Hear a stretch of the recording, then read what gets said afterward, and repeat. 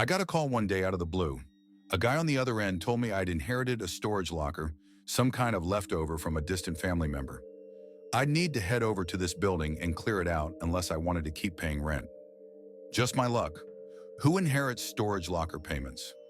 The address he gave me led to a part of town folks around here call the last stop.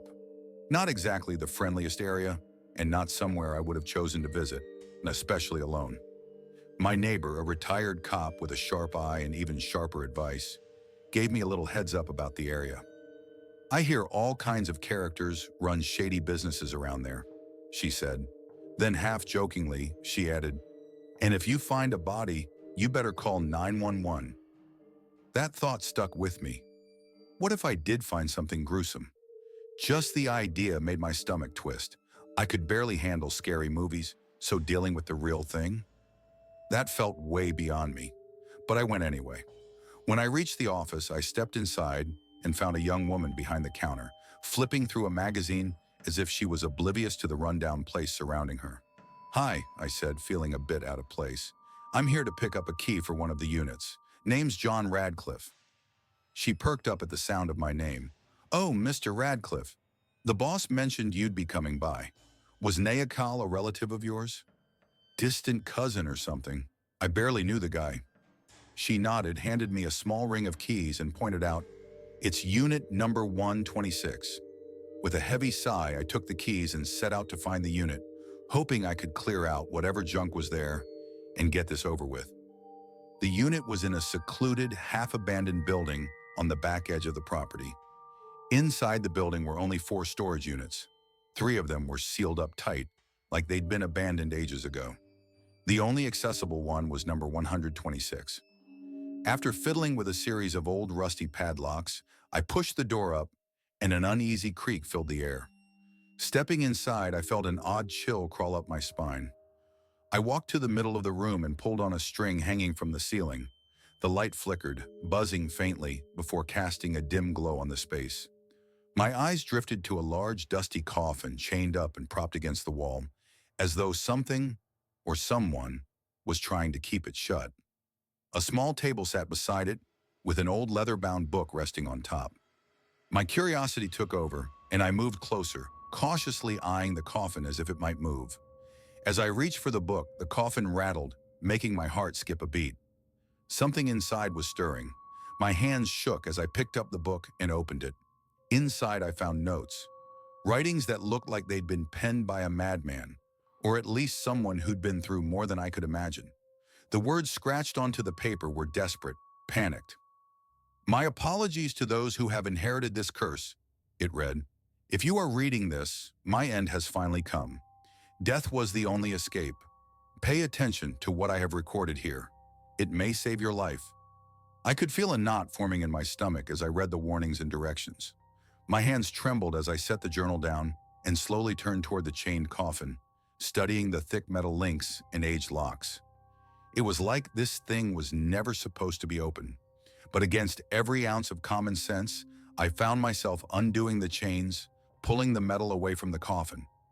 I barely breathed as I finally opened it. From within, a figure slowly rose, almost like it was waking up.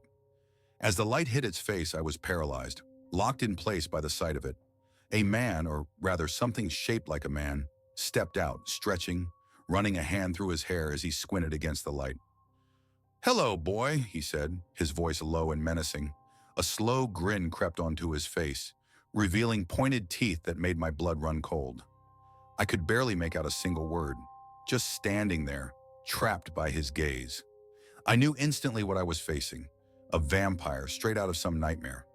I could hardly breathe, my body stiff and unyielding, as he loomed over me, clearly enjoying my fear. Clutching the journal tightly, I tried to steady myself, realizing too late what I'd gotten myself into. My distant relative had been his servant, bound to this creature, and now it was my turn. The vampire's eyes flickered, and I wondered if I was supposed to bring him fresh blood, or offer my own. Before I could think to run, I noticed he'd moved closer, as if he could read my thoughts. I was not going anywhere. I was his next meal, like it or not. But he would not drain me dry. No, just enough to bind me, to bring me under his control, to keep me in his service. and for now I could only be grateful that he was willing to let me live. My heart pounded as he leaned closer, his shadow stretching over me like the Grim Reaper's cloak. I felt the pull of his eyes, dark and endless, drawing me in, making it impossible to move. A shiver raced down my spine as he placed one cold hand on my shoulder, his grip light but firm, like he was testing the strength of his new prey. He tilted his head, studying me as though deciding exactly what he would do next. His eyes glittered with something unsettling, a hunger so deep I felt like I was being swallowed whole. "Your blood," he murmured, his voice carrying an almost hypnotic quality. I could feel it sliding through my mind, rooting me to the spot. Fresh, untainted. Oh, this will do nicely. He brought his face close to my neck, and a wave of cold washed over me. I could feel my pulse racing beneath my skin, practically hear the blood rushing through my veins. And somehow I knew he could too. I felt my breath catch, each shallow inhale betraying my fear. "Relax, boy," he said almost soothingly. "I am not here to end you.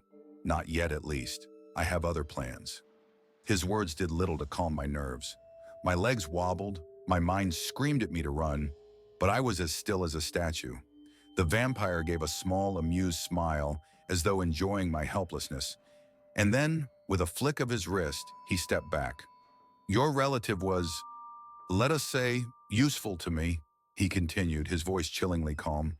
"He kept me hidden, safe, feeding me just enough to maintain my strength. But he knew his time would come, and so he passed the duty on to you." "Duty?" I finally managed to croak, my voice barely above a whisper. My throat felt like sandpaper, dry and cracked. "Oh yes, you see, you are part of a family legacy. He wrote it all down in that little journal, did he not?" My hands instinctively clutched the journal, as if it was some sort of shield against him. I wanted to open it, to look for answers, but I could not tear my eyes away from his face. That cold, predatory smile stayed fixed, unnervingly calm, like he'd done this 1,000 times before. "You will be my caretaker, my guide in this era. The world has changed much since I last walked freely. And you, John, will be my eyes and ears, my lifeline to this new world." He gestured to the coffin, still wrapped in some lingering stench of decay, as though death itself clung to the wood. "During the day, I will return to rest, to regain my strength. You will ensure that I am protected, that I am fed." Federal. The word hung in the air, thick and heavy. I swallowed, trying to force down the dread rising in my chest. He wanted me to keep him alive, to serve as his tether to the world. And he wanted blood. My blood, or someone else's, if I could figure out how to lure someone into this nightmare. The thought twisted my stomach, making bile rise in my throat. What if I refuse?" I stammered, half hoping he would just kill me and end this horror. The vampire's smile faded, his gaze hardening. In an instant, his entire demeanor shifted, and a darkness settled over him, chilling the air around us. "You cannot refuse, John. The choice was made the moment you opened that coffin. You have bonded with me, and breaking that bond would be unwise." A cold laugh escaped his lips as he seemed to enjoy my torment. "Besides, would you really turn your back on family? Nikal served me well for years. You owe him this much." I stood frozen, trapped by his words, the weight of my situation sinking in. I was bound to him, a servant to a vampire. The thought seemed too surreal to be true, but the fear in my chest reminded me of the reality I was now chained to. "Do not worry," he continued smoothly. "In time, you will come to appreciate the benefits of our arrangement." "Benefits?" I whispered, the word tasting bitter on my tongue. "Yes, your life will be protected under my watchful eye. I can grant you certain liberties, things most humans cannot access, and of course the promise of longevity, if you serve well." The way he said longevity made my skin crawl. It was like he dangled the possibility of some twisted gift in front of me, knowing full well I would never want it. But it was clear he was giving me no choice. He placed a hand on my shoulder, his cold fingers pressing into my skin, and leaned in close. Let this be your first lesson, John. Fear can be a powerful ally or a terrible weakness. Learn to harness it or it will consume you. With that, he turned back toward the coffin, his cloak sweeping behind him like a shadow that swallowed the light. He stepped inside and, with a calmness that defied the horror of his presence, settled back as though into a bed. The light overhead dimmed, casting a sinister glow over the storage room as he lay back in the coffin, his eyes closing, his body going still. With a final glance, he murmured, "I will see you at dusk, John. Do not disappoint me." The coffin lid fell shut, and the room was suddenly eerily quiet. I was alone, standing there in a space that now felt oppressive, filled with his lingering presence. The reality of what I was supposed to do sank in like a stone. My knees finally gave out, and I collapsed onto the cold concrete, my mind racing with terror, questions, and regret. What had I gotten myself into? I glanced down at the journal in my hands, the only guide left to me in this twisted nightmare. Flipping through the pages, I read warnings, dark rituals, and chilling details of how to keep this vampire alive and contained. And now that responsibility was mine. As dusk crept in, I sat there, still in a daze, clutching the journal like it was some kind of lifeline. The air in that cramped storage unit had grown thick and stale, like I was breathing in dust and shadows. The journal, now covered in my sweaty fingerprints, was filled with more details than I could process. Each line hinted at a world darker than I had ever imagined, a twisted history stretching back centuries. When I finally dragged myself back home that evening, I could hardly focus on anything else. I barely noticed my own front door as I stumbled inside, my mind still stuck in that dim, cold room with him. Every corner of my house seemed darker, every creak of the floorboards louder, as if shadows were creeping in to claim me. As I sat down at the kitchen table, I forced myself to open the journal again, searching for anything that might help me understand what I had gotten into. Nikol's words were scattered, erratic, his handwriting growing shakier the further I read. One passage stood out, as though it had been meant for me. "To the one who takes my place, heed my warning, never trust him. He will promise you power, protection, things you did not even know you wanted. But in the end, he will own you." I could almost hear Nikol's voice, cold and detached, spilling secrets he had likely taken to his grave. It felt like he was speaking to me from beyond, a ghost offering grim advice. But as desperate as I was to escape, I knew one thing. I was bound to this creature now. Somehow I had tied my fate to his, and there was no easy way out. The first night of our strange arrangement came quickly. As the sun dipped below the horizon, I returned to the storage building, the dim lights casting long shadows across the lot. I had barely slept, my mind replaying the image of him stepping out of that coffin, that eerie smile on his face as he welcomed me to a world I had never wanted to know. Standing outside the building, I hesitated, feeling the urge to turn and run, to leave this nightmare behind. But some force pulled me back, some invisible bond that kept me tethered to him. With a resigned sigh, I stepped inside. The familiar flickering light buzzed overhead, casting the same unsettling glow over the room. I could feel his presence even before I reached the coffin, as if he were already watching me, waiting for my arrival. As I approached, the coffin lid creaked open, and he rose slowly, his pale face catching the dim light. He looked refreshed, like he had taken some rejuvenating nap that restored his unnatural vitality.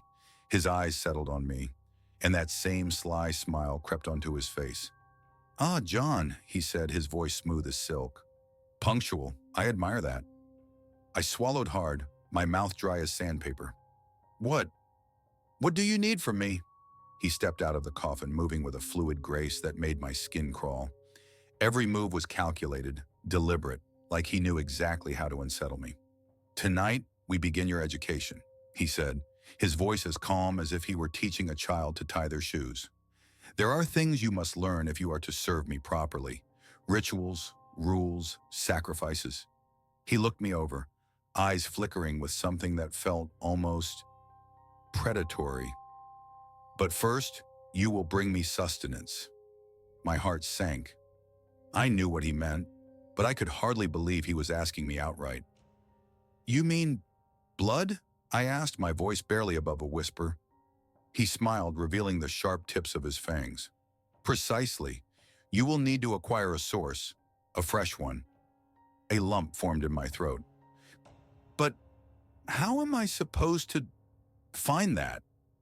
He tilted his head, watching me with an amused glint in his eye. That is for you to figure out, John.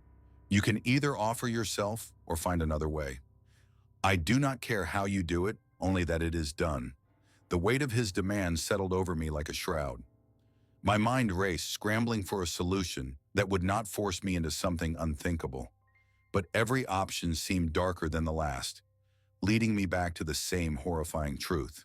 I was trapped, bound to this creature and his endless thirst. I will find something, I stammered, my voice barely steady. Good, he said, his smile widening. And John, remember this. The more you resist, the harder this will be for you. Embrace your role, and you may find a certain satisfaction in serving me. I wanted to argue, to tell him he was out of his mind, that I would never embrace something so monstrous. But I held my tongue, the fear too great, his presence too overpowering. I stumbled out of the storage unit, my mind a chaotic blur of dread and confusion. The night air was cool and biting, but I barely felt it as I walked away from that building, my thoughts spiraling. What was I supposed to do? The thought of offering my own blood was terrifying enough, but the alternative was even worse. Finding someone else, luring them into this nightmare, that was something I could hardly stomach. Back at home, I sat in silence, staring at the journal. The pages seemed to mock me, filled with Niakal's words, his warnings, his regret. How had he managed to do this for so long? How had he lived under the vampire's control, bound by fear and duty? As the hours crept by, I felt the weight of my choice pressing down on me. I was part of this now, whether I liked it or not, and if I did not find a way to feed him, I shuddered to think of the consequences. The next few nights were a blur of restless sleep and frantic thoughts, each day bringing me closer to the inevitable. I felt like I was living in a nightmare, caught in a cycle of fear and obligation, with no way out. The vampire's demand haunted me, a constant reminder that I was his servant now, bound to fulfill his dark needs. But as much as I dreaded the task, I knew one thing. I had to keep him satisfied, if only to buy myself more time. And as twisted as it sounded, a part of me was beginning to understand the allure of that power, the seductive pull of his dark promises. I could feel it creeping into my mind, a slow, insidious transformation, turning me into something I did not recognize. Each night I returned to the storage unit. Each night his gaze seemed to sink deeper into my soul, binding me to him with an invisible chain. And with each passing day, I realized that my life, my old life, was slipping away, leaving me with nothing but the hollow shell of a man who had once been free. The nights began to blend together, each one pulling me deeper into this twisted nightmare. Every time I returned to the storage unit, I felt more trapped, like the walls were closing in on me. My mind was consumed by the vampire's demands, his dark promises swirling in my head like a fog I couldn't escape. Each time I approached his coffin, a sickening dread settled in my stomach. I'd stand in the dim light of that cold storage room, clutching the journal, waiting. And like clockwork, he would rise, his pale form slipping out of the coffin as if he were made of shadows. The vampire didn't need to speak anymore. His gaze alone held a command I couldn't resist. And each night, his instructions grew more sinister, testing the limits of my own sanity. At first, it was simply blood. He'd drain a few drops from my wrist, his cold touch numbing me as he fed. But soon, his needs outgrew what I could offer. "John," he said one night, his voice soft but carrying an edge of hunger, "I require more. This rationing will no longer suffice." The weight of his words sank into me like lead. The idea of finding another source had haunted me since he first hinted at it, but I had been avoiding it, hoping he would be content with what little I could give. But now there was no denying it. He needed more. I don't know how to find anyone," I stammered, my voice barely a whisper. I can't just bring someone here.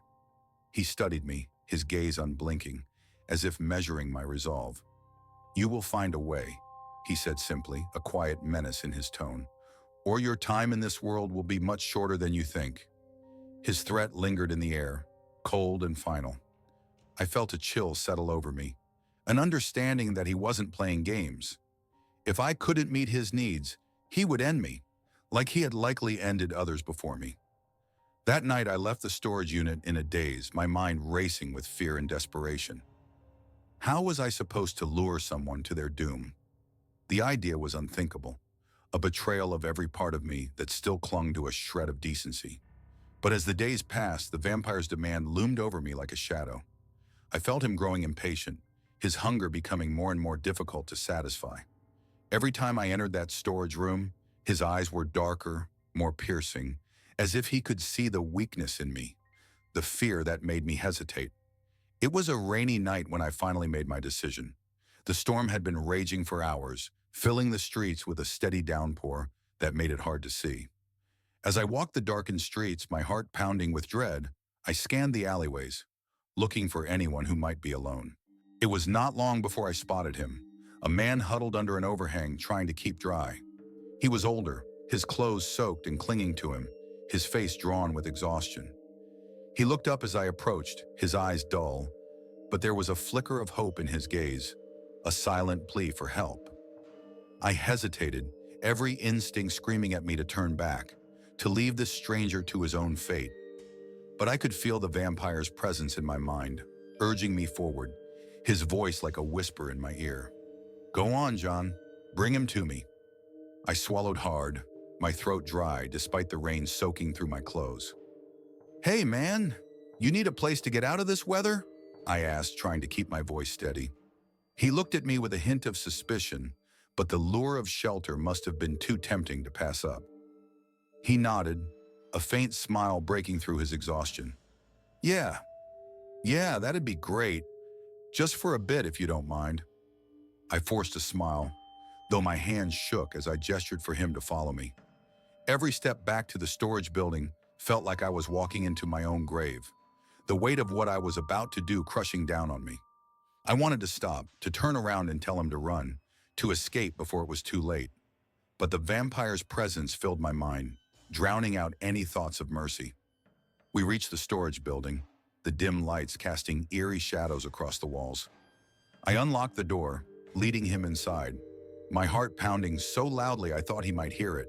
The man glanced around, a hint of unease in his eyes as he took in the bare walls, the cold concrete floors.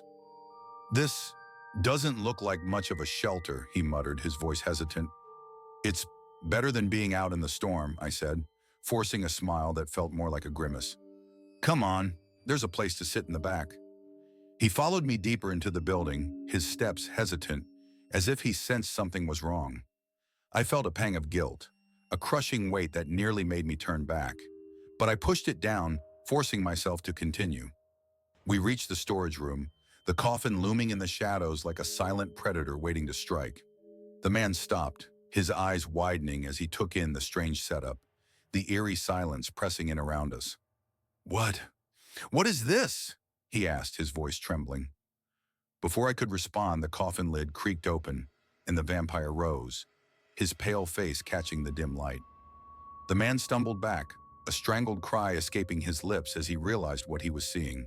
The vampire's gaze locked onto him, a slow smile spreading across his face as he stepped forward. Ah, John, you have done well.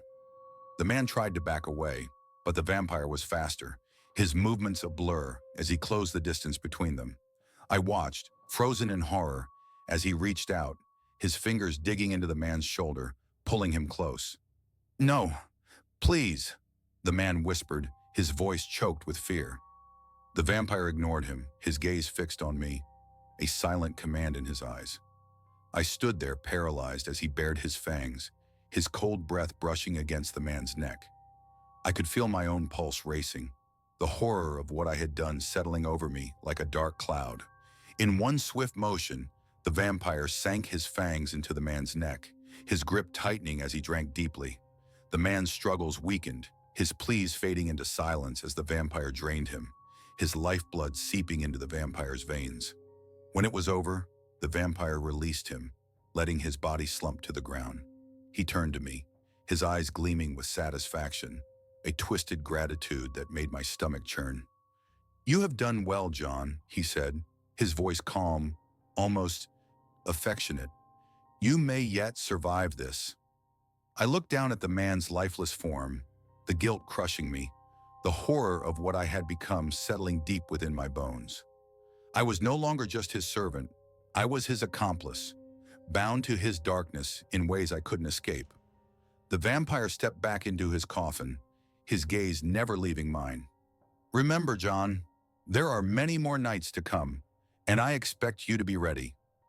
The lid of the coffin closed, the sound echoing through the empty room, leaving me alone with the weight of my actions. I stumbled out of the storage building, the rain washing over me as if trying to cleanse me of my sins. But no amount of rain could wash away the stain that now marked my soul. As I walked home, numb and broken, I realized that I was trapped, bound to a life I could never escape. The vampire's words echoed in my mind, a haunting reminder of the darkness I had embraced. And in the pit of my stomach, I knew this was only the beginning. The days became an endless blur, every waking hour consumed by thoughts of what I'd done and what I'd have to do next. I barely left the house anymore. My interactions with the outside world reduced to quick trips for supplies or furtive glances out the window, as if someone might see the darkness clinging to me. The guilt gnawed at me, a constant weight pressing down on my chest. But each night I returned to the storage building, drawn back by a pull I couldn't ignore. The vampire had changed since I first freed him, becoming more commanding, more demanding. I was expected to be there every night, and if I didn't bring someone for him, he'd grow impatient, his demeanor dark and terrifying. He'd look at me with a hunger that made me feel like prey, and I knew he wouldn't hesitate to turn on me if I failed to satisfy his needs. One evening, he greeted me with a different request. "John," he said, his tone more insistent than usual, "you are going to find me a place where I can stay undisturbed, somewhere far from prying eyes, somewhere I can settle and expand my influence." The idea of helping him establish a permanent residence sent a chill through me. The thought of him growing his influence, of more people falling under his control, was unbearable. But I couldn't refuse.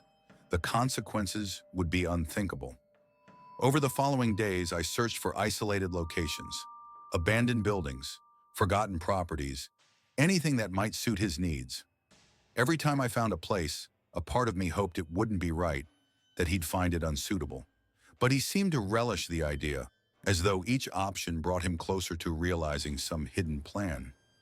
The following night, as I stood before his coffin with the latest address, I couldn't hold back anymore. I had to know. "What are you planning?" I asked, my voice shaky but resolute. He looked at me with that unsettling smile. "You think I've been asleep all these years, unaware of how the world has changed?" He chuckled, a low, ominous sound. "There are opportunities now, ripe for someone with my talents. But I need a foothold." I felt a chill run down my spine. Why? Why me? Why did you need someone like me?" He tilted his head, studying me as if I were a curious specimen. "Because you're malleable, John. Full of fear and yet willing to do whatever it takes to survive. Fear is a powerful motivator." As he spoke, something inside me snapped. The endless nights of terror, the lives I'd sacrificed, the guilt festering within me. It was all too much. I realized I couldn't keep living this way, enslaved to his whims, forever complicit in his monstrous deeds. I looked down at the journal clutched in my hands, remembering the passages I'd read, the desperate scribbles of my ancestor Neokal. There had to be a way to break this bond, a way to end this nightmare.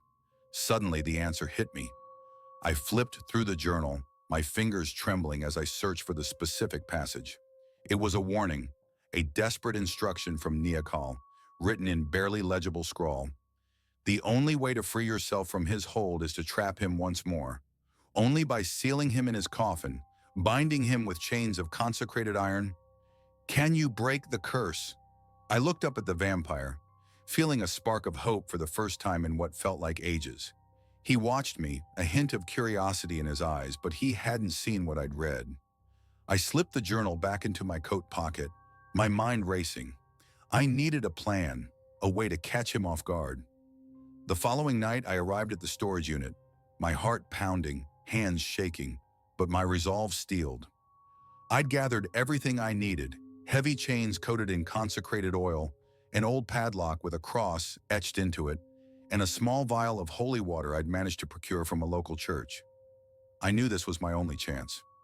As I stepped into the storage unit, the vampire sensed something was different. His gaze narrowed, his eyes flashing with a dangerous glint.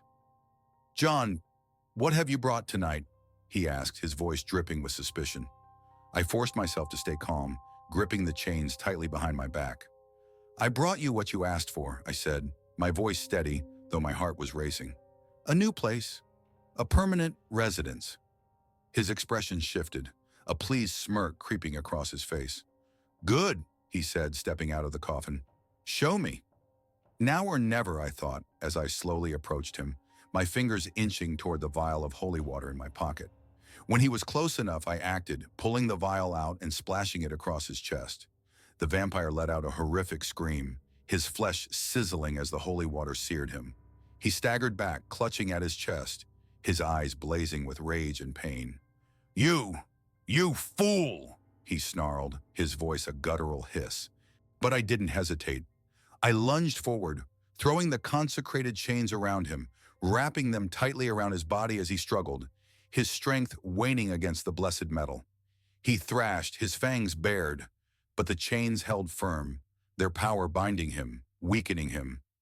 "You think this will stop me?" he spat, his voice filled with fury. "You are nothing, John.